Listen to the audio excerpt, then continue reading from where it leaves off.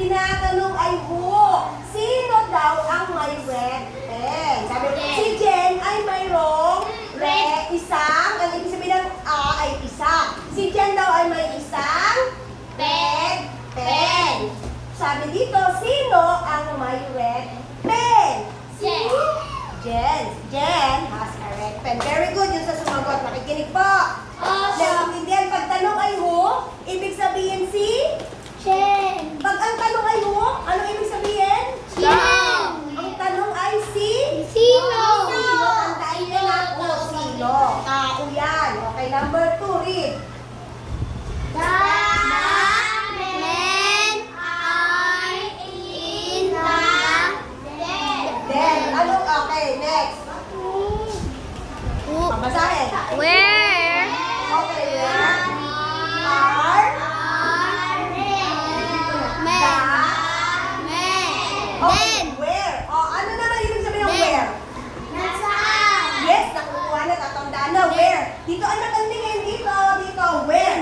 Pag sinabing where ay saan, ang hinahanap namang sagot ay saan. Ibig sabihin ng saan?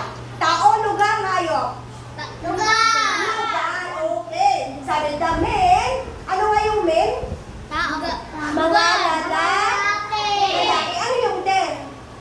Silito, Silitop. Yes, very good. Natatandaan, ano yung in? Sa loob. Ay, hindi naintindihan niya tanong iba.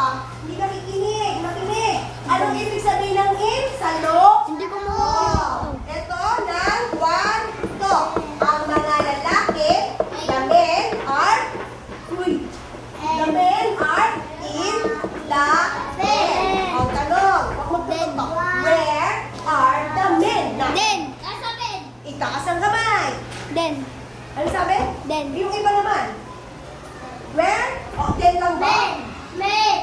Den lang ba? The men are in the den. Where are the men? Ma'am. Ng mga lalaki. In the den. Ayun, in the den. Sa loob ng kwarto. Oo, silid. Magtutuktok ka na. In the den. Ang oras natin. Kayo makinig. Okay, in the den. Ibig sabihin ng where, saan? Sa loob ng kwarto, ng silid. O, dito makinig. Makinig mo, ano? Anak, konti lang ang oras natin. Okay, number 3. O, read number 3. Nagkakamali kayo sa B.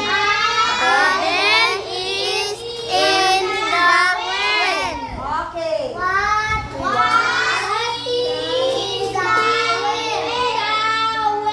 Huwag sisigaw, okay. Abel is in the well. Ano daw? Ano daw ibig sabihin ng ulit, Ilan? Isa. Abel is in. Anong in? Nasa loob. Ano yung well? Well ay well, balon. So, Abel is in the well. Tanong, what is in the well? Ano Ma'am. ibig sabihin ng what? Ano ibig sabihin ng what? Alin? Hindi. Ano? Yes. What? Ano? Pag tinatanong natin ang ano, tao, bagay, hayop, ano? Anong dapat maging sagot? Tao, bagay, hayop? Bagay. O bagay dapat ang sagot dito.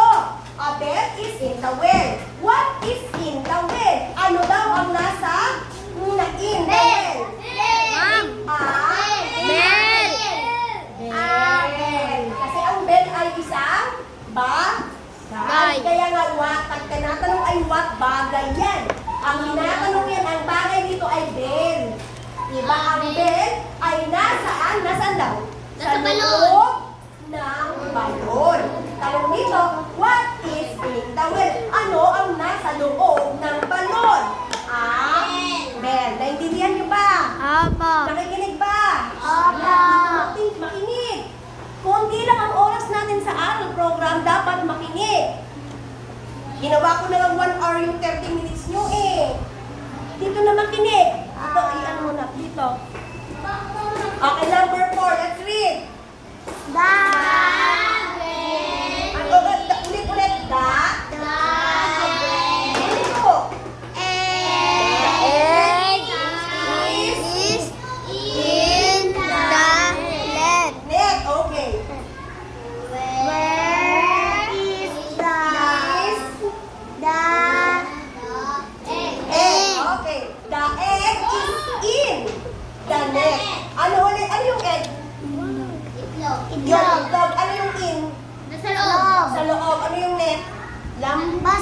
Lambat, parang ano. Oo. Where? Ang tanong, where is the egg? Ano nga yung ibig sabihin ng where? Saan? Yun, okay. Para saan ang where? Sa lugar. Lugar. Where is the egg? In it. In the net. In the net. Sa loob ng net. In the net. Susunod kayo na magsasagot ng ganito, ha? Okay, let's go to number 5. Jen. Oh, let's read. Jen has a pen head. Pet. Ilabas niyo yung T. Pet. Head. Where is Jen? Jen's Pet. pet. O, si Jen daw ay mayroong isang alagang inahing manok. What is Jen's pet? Ano ulit ang tanong pag what? Ano nga ulit ang pinaka-what? Ano? Para saan? Tao, bagay, hayop. Hayop. Tao, what daw? What? Jen has O, tao. O, a pwede. pen. Tao ba yung what? Pet. Bagay yun. Pwede rin siyang ano, may tinutukoy siya. Okay. Jen has a pet. Ah. What is Jen's pet? Pet. A pen hen. Yun, a pet hen. A pet hen. Alagang Manok. Kahit ayaw din siya, pwede rin siya sa what. Kasi tinatanong kung ano yung alaga. So, a pet hen. So, nakukuha ba natin? Naintindihan. Ano ang mga ibig sabihin ng what? Ano? Ibig sabihin ng what? Ano? Ano? Ang where? Saan? Saan? Where? Who? Ano? Sino? Who? Si? Ano? Sino?